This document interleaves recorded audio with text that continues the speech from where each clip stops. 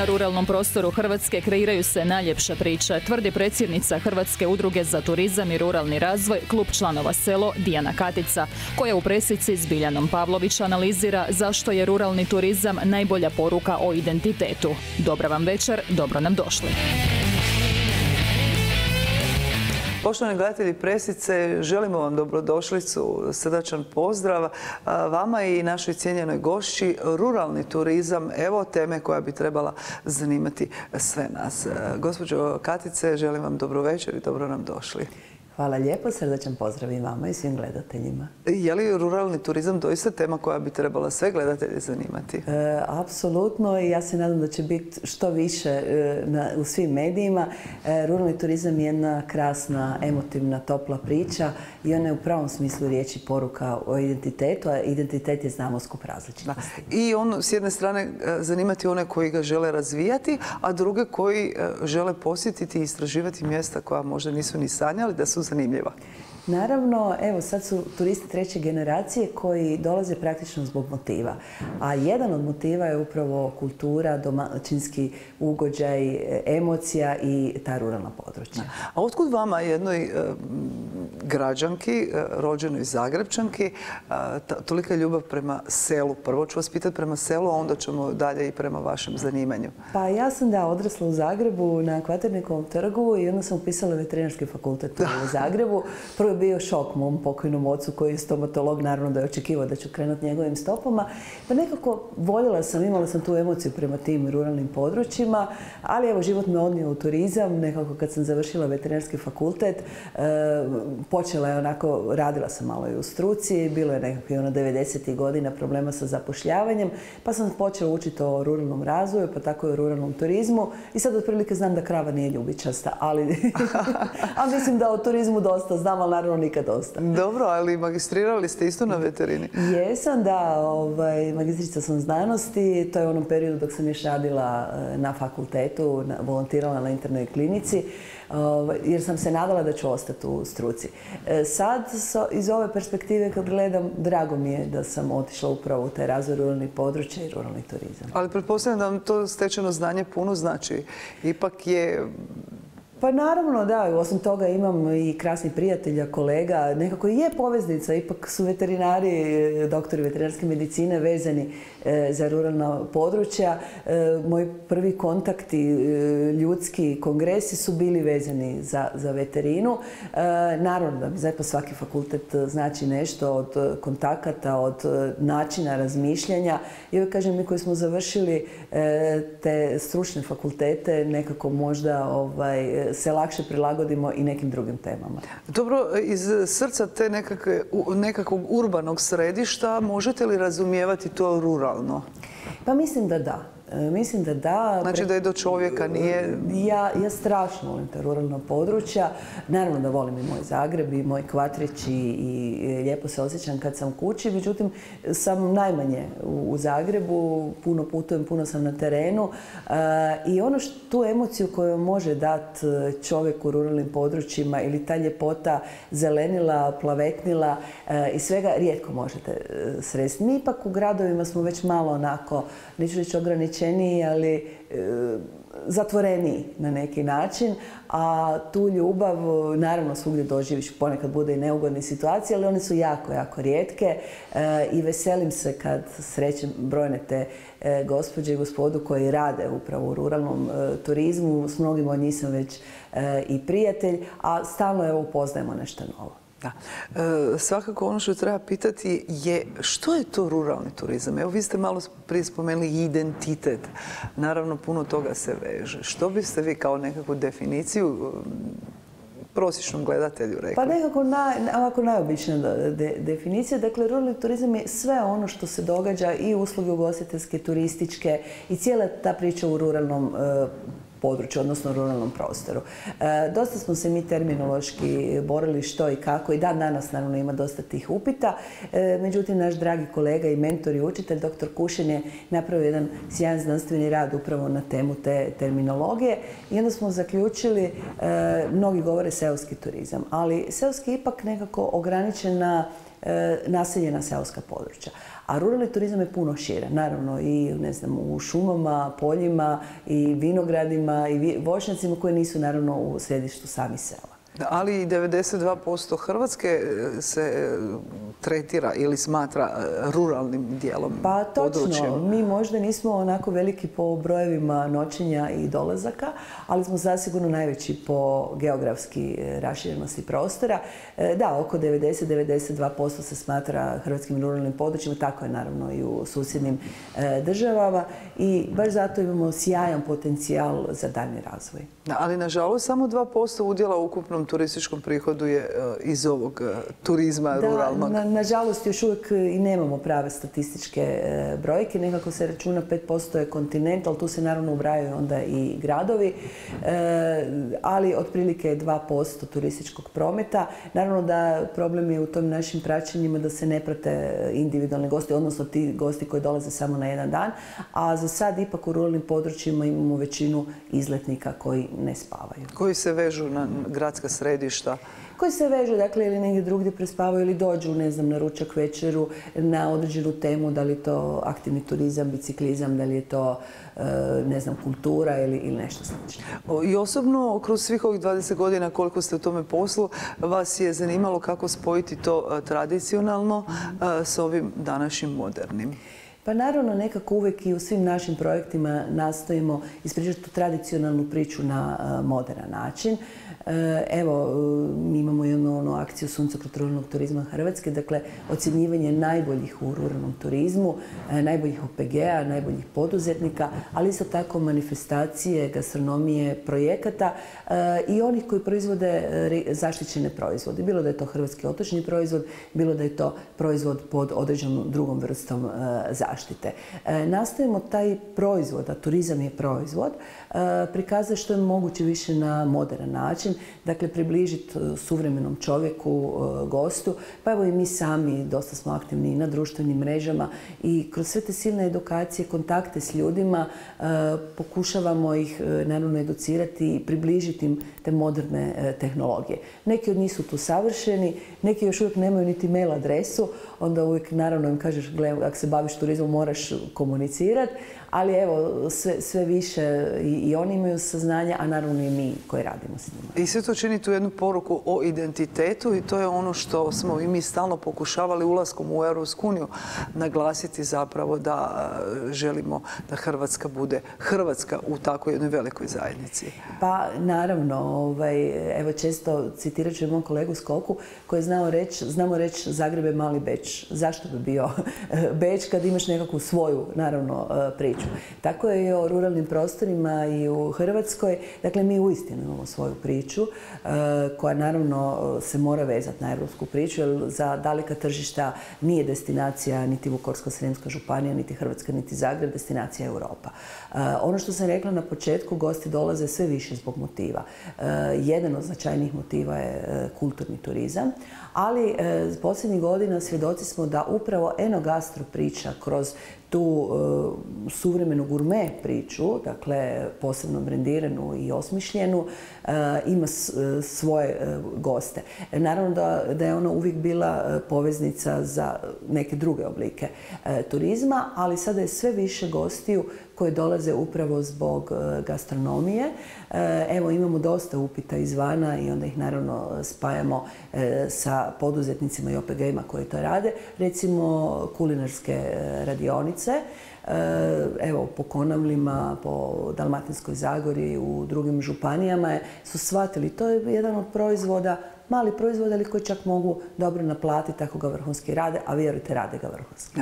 I predsjednica Republike, Kolinda Grabar-Kitarović, također je okupila sve, da kažem, relevantne iz toga područja, ne bi li se malo više stvorio nekakav hrvatski brend, iako sama ta riječ nije naša riječ, ali evo. Pa je, da, naravno, evo svjedoci smo posljednjih nekoliko dana, mislim da je jučer predsjednica imala taj sastanak. Mislim da moramo taj naš identitet brand ili kako ćemo ga već nazvati, prezentirati na poseban način. Hrvatska turistička zajednica stvarno radi dobro na proizvodu i sve više su, dakle, šire se i na daleka tržišta. Međutim, kad govorimo o ruralnom turizmu, osobno mislim da ta promocija mora biti jača. I evo, svjedoci smo i da je direktor glavnog ureda baš nedavno rekao da će se sljedeće godine malo jače krenuti u promociju upravo te ruralno-turističke priče. Nekako, ruralni turizam je širok. Dakle, imaš i unutar njega puno posebnih oblika. Gastro smo spomenuli, ali imaš turizam na obiteljskim poljoprivrednim gospodarstvima, odnosno na seljačkim gospodarstvima, aktivni turizam, vjerski, kulturni, zdravstveni. Mnogi će reći zašto zdravstveni? Pa zato što se većina lječilišta nalazi upravo u ruralnim područjima. Puno tih baštinskih priča, kulturno-povijesnih, prirodnih, koji svakako dovode turiste. Evo, nedavno je moja prijateljica išla vlakom prema zapadu Europe i sa njima je bio jedan Japanac, bilo je zimsko vrijeme, koji je pričao od njoj da je došao na Vis, htio je posjetiti Modru špilju, ali eto, bilo je već 11. 12. mjesec, nisu ga mogli odvesti do tamo. I sad ona, pa kako ste došli iz Japana? Pa isključivo samo zbog toga. On kaže, nema problema, ja želim vidjeti Modru špilju, ja ću doći sljedeće godine na ljeto. Da. Ima i takvih. Ja. Ima i takvih. Naravno. Sad ste spomenuli vlak, moram priznati da ima jako puno naše djece koja se nikad nisu vozila vlakom. Evo, i to je možda jedan od vidova povezivanja. Da, meni je osobno žao što željeznica nije u onoj pravoj funkciji. Ja se iz svog djetinjstva sjećam i putovanja na izlete, a isto tako i naravno nekih drugih putovanja prema moru ili negdje drugdje. Vlaku onako, ipak možete povezati, možeš komunicirati, možeš razgovarati, a u krajnjoj liniji za suvremenog čovjeka može odraditi dio posla i telefonski razgovora dok je u vlaku. Sad kad ste to spomenuli, evo recimo Konavle imaju jedan lijepi projekt koji su i doveli do kraja, Čirova staza. Dakle, oni su zajedno, mislim da je to bio neki prekogranična suradnja sa Bosnom i Hercegovinom i sa Crnom Gorom, označili stazu gdje je nekad Čiro vozio. Nažalost, nema ga više, ali ima taj obnovljeni tunel, ima biciklistička staza, pješačka staza, dakle sve može imati priču i biti proizvod. Da. Svakako, ajmo se sad malo vratiti, s obzirom da smo i ovdje na neki način Slavonija, Srijem, idemo se vratiti ovim seljačkim gospodarstvima, pa ćemo onda razvijati turizam šire. Da, obiteljska poljoprivredna gospodarstva, seljačka gospodarstva, ima ih i poprilično registriranih u Hrvatskoj, no nisu se svi odlučili baš uključiti se u turistički dio. Pa gledajte, kad govorimo o obiteljskim poljoprivrednim gospodarstvima, negdje ih je 500 registriranih u Hrvatskoj, negdje preko 2000 kreveta. Mi smo tu malo različiti, zapadni susjedi, uglavnom imaju 80% smještenih kapaciteta na OPG-ima, svega je 20% izletnički. Kod nas je obrnuto. Dakle, mi uglavnom imamo tu kušaonice, izletišta, dakle ono za poludnevne, dnevna nekakva događanja, a svega neko 20% imaju smještene kapacitete. Teško je ljudima. Naši su propisi poprilično neusuglašeni. OPG-u trenutno može doći 11 inspekcija ako se bavi turizmom. Dakle, ljudi su onako zbunjeni što, kako, u koji ured. Mi se onako nadamo i borimo se da evo, prvo između ostalog da se izda jedan dobar vodič, jedna slikovnica kud i kako. Pokušavamo to kroz edukaciju, ali naravno ne možeš sve obuhvatiti. Ali 11 inspekcija. 11 inspekcija. Mislim, zamislite da doista vam krenu dolaziti u pola godine samo 11 inspekcija. Pa da, ne dolaze, ali mogu, sve je moguće. Evo, nedavno smo imali jednu situaciju, radimo na jednom projektu u Šibensko-kninskoj županiji ruralnog turizma, labelinga. Jedno, naravno, kad razgovaraš s ljudima, onda ih pitaš da li, ne znam, omogućite gostima da odu u vinograd, maslinik, da nešto rade i tako. I oni sad neko da, neko ne. I onda je jedan gospodin rekao da, ali imao sam problem. Ne znam, je li bilo, mislim da baš u masliniku bila je berba, da je došla inspekcija rada. I što sad? Dakle, imaš ljude koji su ti u masliniku rade, a u principu, mislim, mi se uvijek zafrkavamo, neko će ti pobrat, ma vjerojatno neće, malo će se zafrkavati, bit će pola sata, popit će malo vina, malo će pojest, fotografirat će, stavit će na društvene mreže, ali evo, može se dogoditi takva situacija. Da, dakle, treba puno bolje sve to usuglasiti, ali je činjenica da taj nekakav radni turizam, aktivni turizam, turizam vole ljudi, posebice ljudi koji žive u urbanim središtima i koji su zaposleni od jutra do mraka. Pa, apsolutno da. Vidimo to po biciklističkim rutama, da je sve više biciklista. Znam kad su se kolege upravo iz Slavonije, Baranje i Srijema čudili, ne znam, voze dvoje biciklista pa izdaje, ne znam, japansku zastavicu, nizozemsku, od kud su se pojavili. Mislim, to je bilo prije par godina. Međutim, sad je ipak koordinirana akcija i označavanje biciklističkih ruta i same promocije i projekata koje su napravile sve kontinentalne županije. Nedavno, evo, u Ličko-senjskoj županiji započeo je sjajan projekt hodanja, festival hodanja.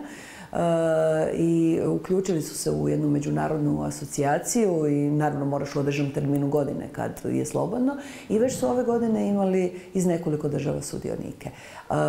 Evo, govorimo recimo možda o kampovima, to su sve veći trendovi. Nekad su kamp možda išli ljudi slabije kupovne moći, platežne, sada je to obrnuto. Dapače, dolaze ljudi koji imaju novce, isto tako su to i biciklisti, i bajkeri i svi ostali.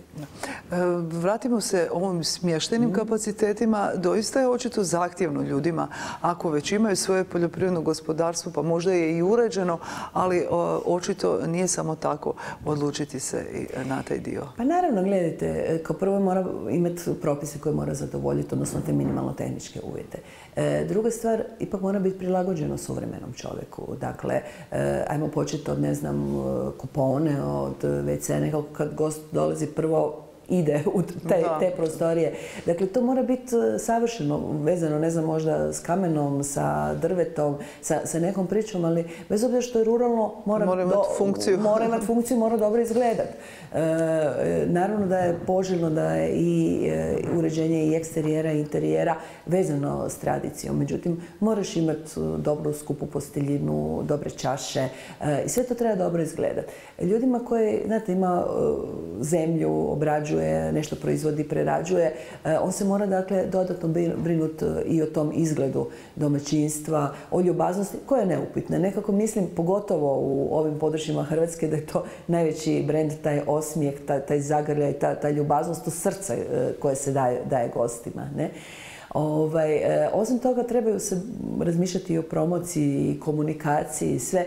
Nekako se pokušalo kroz te seminare približiti sve to, ali neki su naravno vještiji, spretniji, imaju dobru komunikaciju, a nekima treba pomoć. Izvor sredstava, jesu li fondovi europski, recimo, pristupačni i tome dijelu?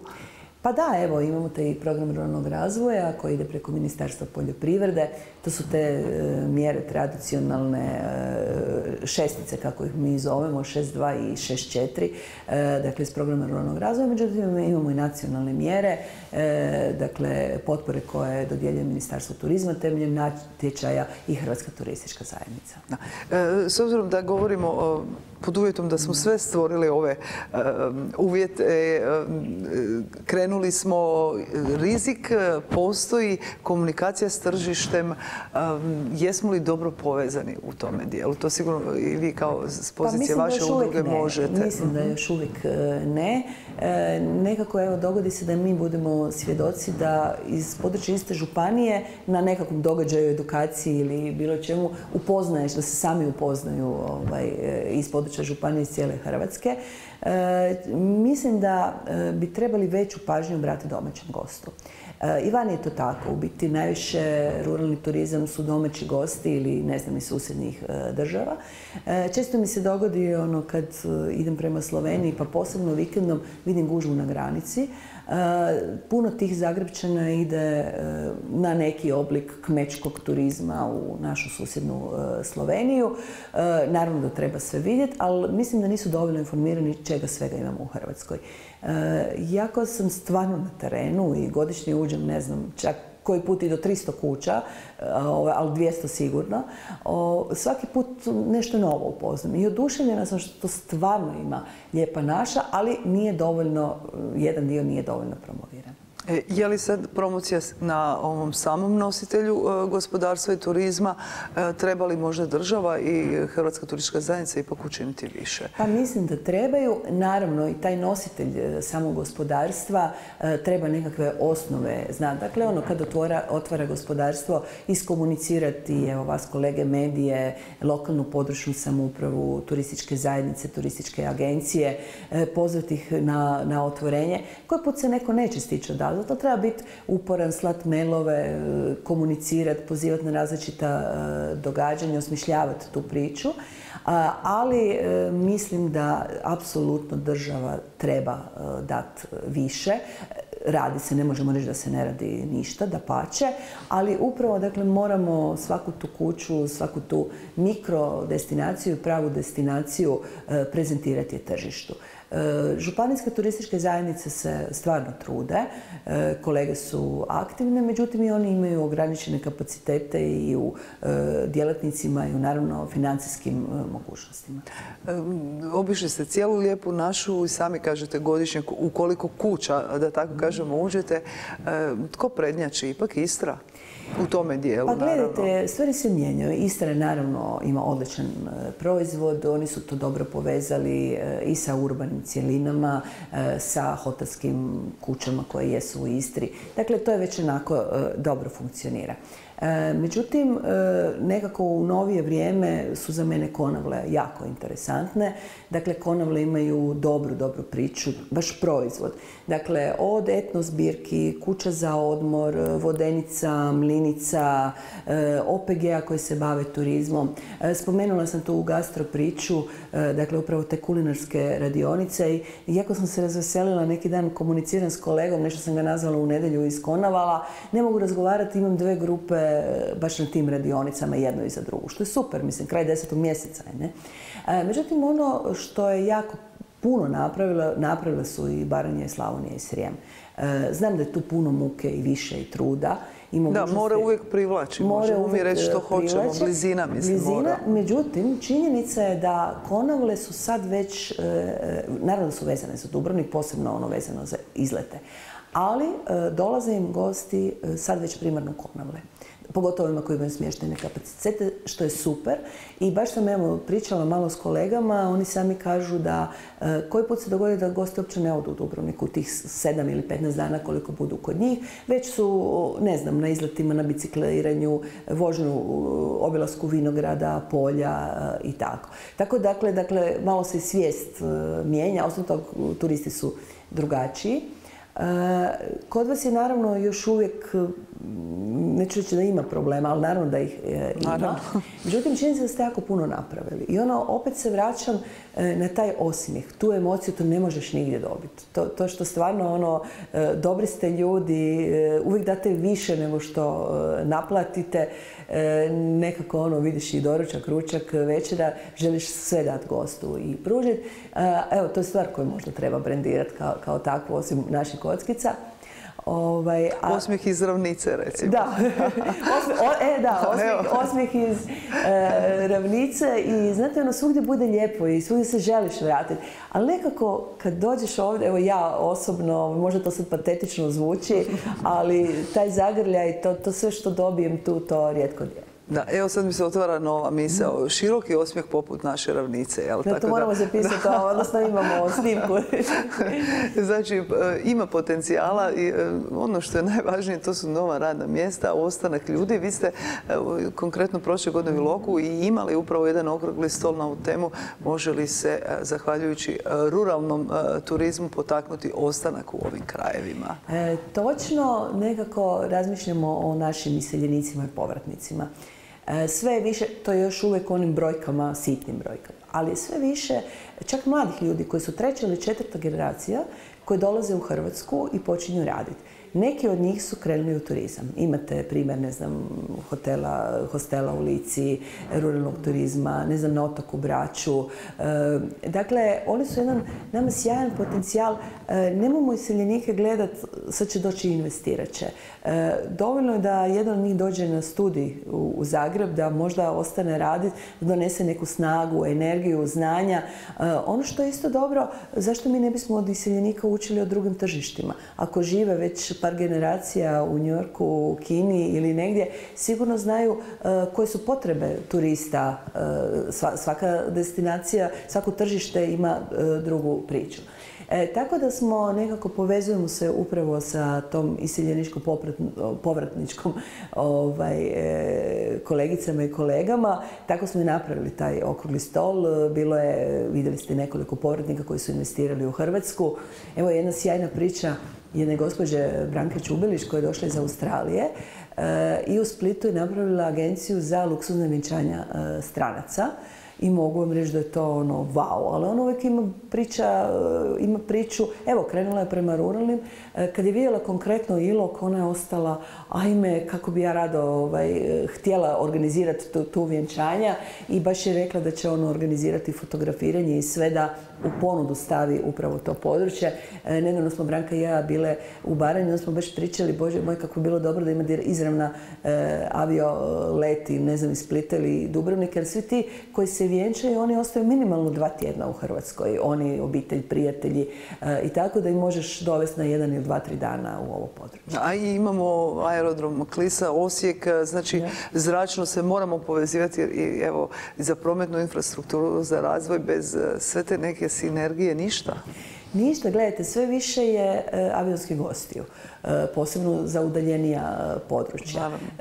Istra ima donekle sreću. Vrijeme je novac. Vrijeme je novac, naravno. Istra ima donekle sreću, ipak njima su uglavnom automobilski gosti i oni bliska tržišta Slovenije i Italije, oni naravno da većinu, gotovo cijelu godinu mogu raditi, ako naravno imaju kapaciteta, volje i želje. Mi svi ostali uz odlične autoceste ipak nam nedostaju i aviolinije i manji aerodromi za tu avijaciju, manje avione, cesne i sl. Gospođo Katica, predlažem kratki odmor uz reklame pa se vraćamo našim gledateljima. Tsunami niskih cijena koju svijet nije doživio. Veliki izbor papirne konfekcije, dječjih pelena, higijenskih uložaka i pasta za rad tjestenine Gondola. U trgovinama Patričar cijene bez konkurencije u Hrvatskoj. U srcu uzgajališta visokotrofejnih grla jelena, lobatara i muflona i obitavalištu srna i divljih svinja, u preljepom okružju stoljetnih hrastika, izdiže se lovački dom Kunjevci. Pogodan za obiteljske izlete, lovno streljaštvo i komercijalni lov. Ovaj luksuzno opremljen mini hotel nudi lovačke i slavonske specijalitete. Dođite i osjetite svim čulima.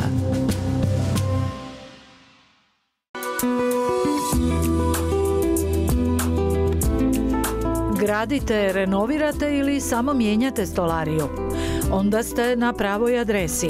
Grad Eksport, desetljećima vodeći proizvođač PVC prozora i vrata, kao i dekorativnih panela za ulazna vrata od PVC-a, aluminija i HPL-a. Grad Eksport.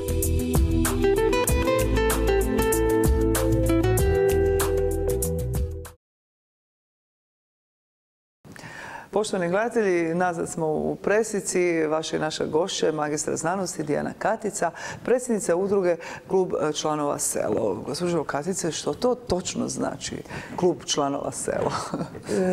Puni naziv je Hrvatska udruga za turizam i ruralni razvoj Klub članova Selo. Osnovani smo, evo sad već 21 godinu.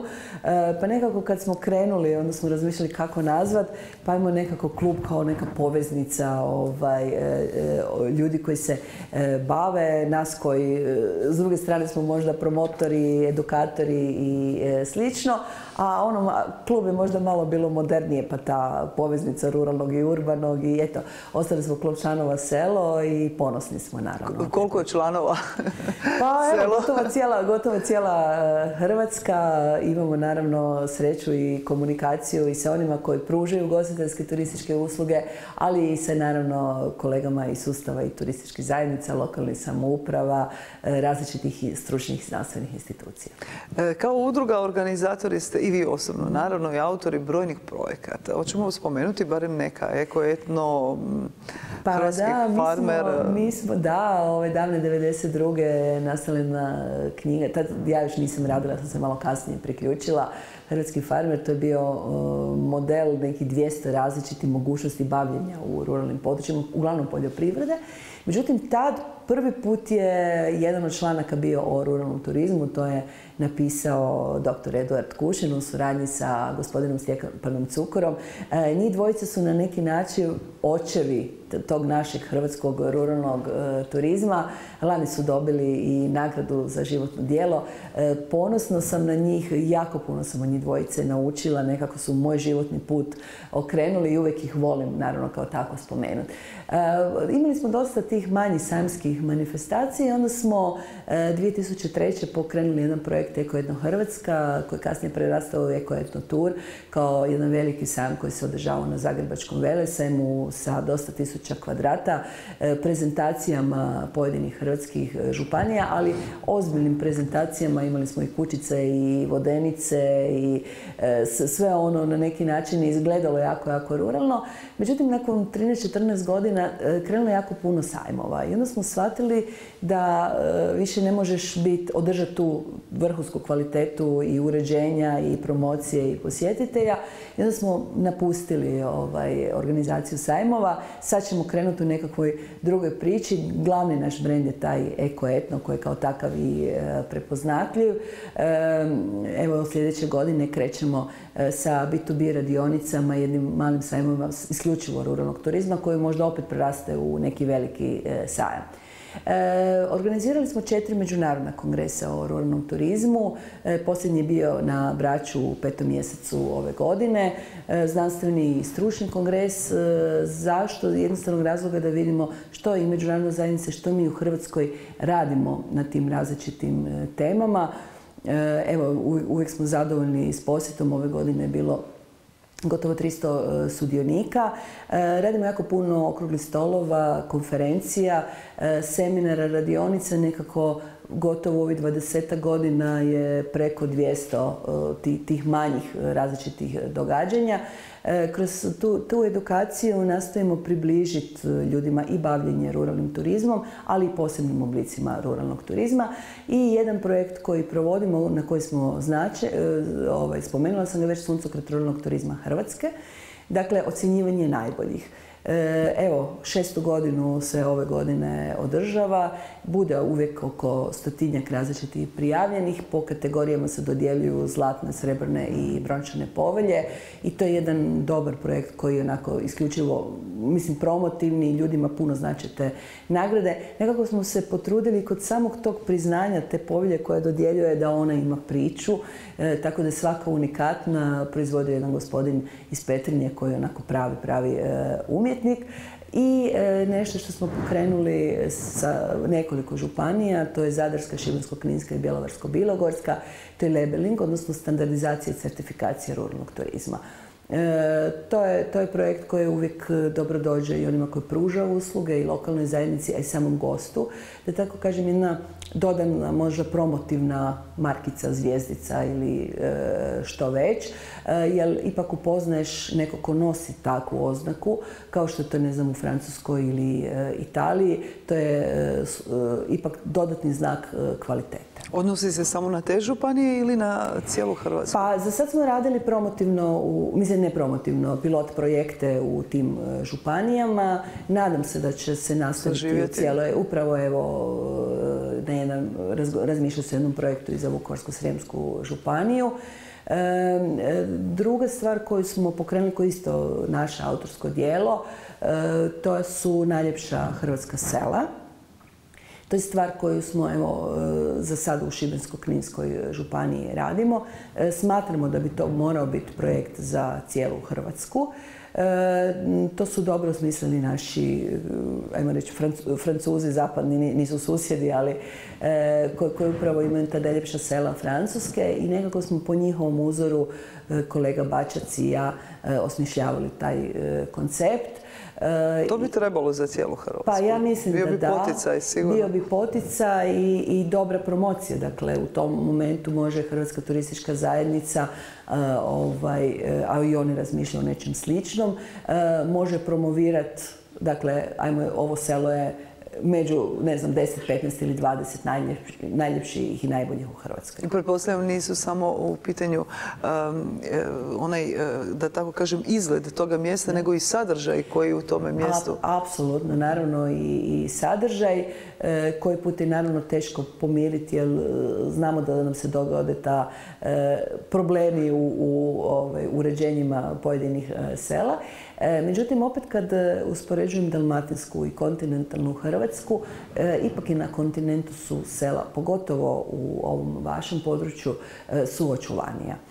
Ipak nekako taj morski turizam je jednim dijelom iskvario prostor. To sigurno, a i konfiguracija tla možda omogućuje malo na neki način neku drugačiju priču i mislim da se ovdje dosta poštiva upravo ta tradicija i kad se uređuju i novi objekti da se koriste elementi tradicionalne arhitekture i uređenja objekata. Sad kad smo kod te tradicije, svakako ta kulturna baština, evo i to je možda dio turizma kojeg bi mi trebali promovirati, barem i ovdje na Hrvatskom istoku, ali i u ostalim dijelovima Hrvatske. Tu stvarno ne možemo reći, tu smo bogati.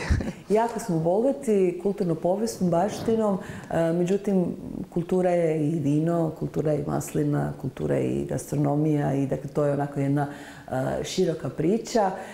Nekako evo posljednjih nekoliko godina kolegica Davidović i ja, ona iz Udruge za turističke kulturne rute, radimo upravo na projektu tih ruta. Razmišljali smo, odnosno i sami smo učili kako i otkud krenuti. I onda smo uvidjeli da postoji Europski institut za kulturne rute koji je pri Vijeću Europe i oni certificiraju pojedine rute. U Europi su 33 rute kao takve certificirane, kulturne. U Hrvatskoj prolazi kroz Hrvatsku jedno 13 ruta, međutim, nažalost, svega nekoliko ih se nalazi na toj karti evropskoj. I ti koje nalaze uglavnom su neke sporadične priče. Da li su to, ne znam, ruta groblja, pa je Zagrebačko i Varaždinsko groblje, ili je Atrium, ne znam, ruta totalitarnih režima, gdje je opet jedna jedinica lokalne samouprave i tako. I onda smo shvatili da je to vrhunski potencijal. Nekako upravo te rute, dakle, prolaze kroz ruralna područja. Većina, naravno, tih ruta. A ono što ste rekli sami, nije samo označiti rutu, dobiti evropski projekt, urediti, ne znam, dvorac, kaštel ili nešto. Dakle, mora biti upravljanje rutom i mora biti sadržaj. Prije svega moramo znanstveno istražiti što se događa na pojedinoj ruti. Krenuli smo prvo sa Napoleonom. Kolegica Dubravka je i koordinator Evropske federacije napoleonskih gradova. 13 hrvatskih županija... Tamo sam htjela reći gdje ga je ovdje bilo. 13 hrvatskih, dakle sve ispod Save, ima priču Napoleona. Dapače, čak nam se dogodilo da imate u središnjoj Hrvatskoj, nije prošla vojska, ali je bilo nekih ljubavnih priča. Ne znam, u Varaždinskoj, u Međimurskoj županiji, ipak su ti neki vojnici ostajali, išli su dalje. Međimurci smatraju da njihovo vino Pušipel upravo ima poveznicu sa tim nekakvim razdobljem. Recimo, kroz cijelu Dalmatinsku zagoru priče uz nekakav taj građanski odgoj, knjige i istraživanje knjiga. Imate puno priča vezano za Napoleonovo razdoblje, pjenušci, proizvodnja sireva, proizvodnja vina i slično. Nekako, evo, krenuli smo s tim i onda smo uvjerili da je to biti fantastična priča. Tako da, evo, održavaju se i neke radionice na tu temu gdje se pokuša iznjedriti što može biti na ruti. Na ruti vam je ugostiteljski objekt koji će, ne znam, pripremiti neku Napoleonovu šniclu, ja sad. Ovo područje vaše je na ruti rimskih careva i dunavskoj ruti vina. Ono što mene malo žalosti da većina tih ruta nije krenula, u stvari nijedna nije krenula iz Hrvatske. Uvijek je važno kod evropske rute da su barem 3 države i uvijek je jedna prijavitelj. Tako da i ova Rimski carevi i Dunavska ruta je krenula od naših istočnih susjeda. I nekako smo razmišljali što je to za Hrvatsku, što je potencijal, što bi moglo pokrenuti se iz Hrvatske. Naravno, to su istraživanja, to nije tako lako napraviti. Jedna od tema je Tesla. Dakle, kad spomenemo Teslu, mislim da ne treba puno dodatne promocije, da se zna tko je Nikola Tesla u cijelom svijetu. Pa evo, malo je to jedna od tema koje razmišljamo. Impresionisti kao jedna potpuno nova ruta koja se sad nedavno tek registrirala i pri Institutu za kulturne rute. Maslinska ruta, vinska ruta, dakle puno Via Habsburg, dakle jedno ogromno područje, mislim po broju godina, stoljeća Habsburgovaca, u Hrvatskoj se niko time ne bavi. Kad spominjete rutu rimskih careva, pa dvojica su rođeni u Vinkovcima, znači doista ovo je područje, ne znam je li priključeno, imamo i rimske dane i sve ostalo, znači svakako su to sadržaji koji se mogu vezati. Apsolutno sadržaj, ali moramo ih kao takve promovirati. Nekako, evo recimo sad ću se opet vratiti na Napoleona, makar nije vezan za ovo područje. Vi u svijetu, ali u cijelom svijetu imate 50 udruga koje se bave napoleonovskim replikama bitaka. Imate, dakle, u, ne znam, Waterloo, u Austerlicu su godišnje te replike bitaka. Tu dođe, kad je bila godišnjica Waterlooa prije 2 godine, je bilo nekakvih 200.000 ljudi kroz cijelo to razdoblje. Imate situaciju da vam recimo Šangaj kao grad investira sad u jedan francuski grad, tematski park, 200 milijuna eura u tematski park na temu Napoleona. Jer nekako, dakle, i oni se brinu o svojim, dakle, Kinezima koji dolaze u Europu. Ne može vjerojatno proći kroz cijelu Napoleonovu rutu, ali kroz taj tematski park moći će doživjeti dio priče. Naravno, iće na veće točke. Veće točke. Evo, oni su sad dobili jedan veliki međunarodni projekt edukacije upravo za rad sa mladim Kinezima koji dolaze u Europu na napoleonske rute. Dakle, rad turističkih agencija, ne znam, turističke organizacije, destinacijski menadžment kompanija, ugostiteljskih objekata i tako. Evo, nedavno to je Europska federacija napoleonskih gradova dobila za sufinanciranje takav program. Spominjete susjede, mi smo malo spomenuli Sloveniju. Gdje smo mi tu u odnosu na neko naše okruženje kada je u pitanju ruralni turizam? Pa, mi smo dosta učili od kolega Slovenaca. Oni su odlično razvili taj ruralno-turistički proizvod. Ja se sjećam 90. godina kad sam ja počela malo to istraživati i raditi. Oni su tad imali jedan projekt koji su zvali Crpov. Celostni razvoj podeželja i obnova vasli, dakle razvoj ruralnih područja i obnova sela, gdje su s jedne strane sufinancirali lokalnim zajednicama izradu strateških dokumenata koji je naravno preduvjet svega, ali su išli planski. Dakle, nisu išli cijela Slovenija. Prvo je bilo 7 općina, nakon toga su se otvarale nove općine, a za tih 7 općina su osigurali potpore različite države za razvoj. Oni su stvarno daleko došli. Evo, baš sam neki dan pročitala da je ne znam da li pri Vijeću Europe ili Europskom parlamentu, 2021. godine će Slovenija biti enogastro destinacija evropska kao takova. Kao slično, evo, Rijeka je grad kulture 2020. Dakle, postoji taj nekakav element. Nisam znala za to, evo, neki dan sam slučajno naletila na članak na tu temu. Dakle, njihove kmetije su u pravom smislu riječi kmetije i obiteljska poljoprivredna gospodarstva, maksimalna, dakle, proizvodnja na samom OPG-u i dodatne usluge. I ono što sam rekla, u Sloveniji je većina njih smještenih.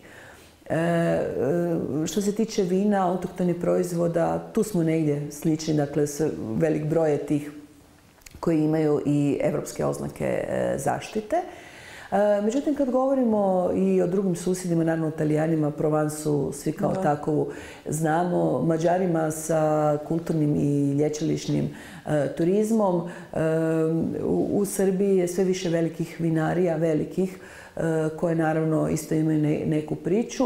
Međutim, mi smo zasigurno tu dalje otišli u samom proizvodu, u samog ruralnog turizma.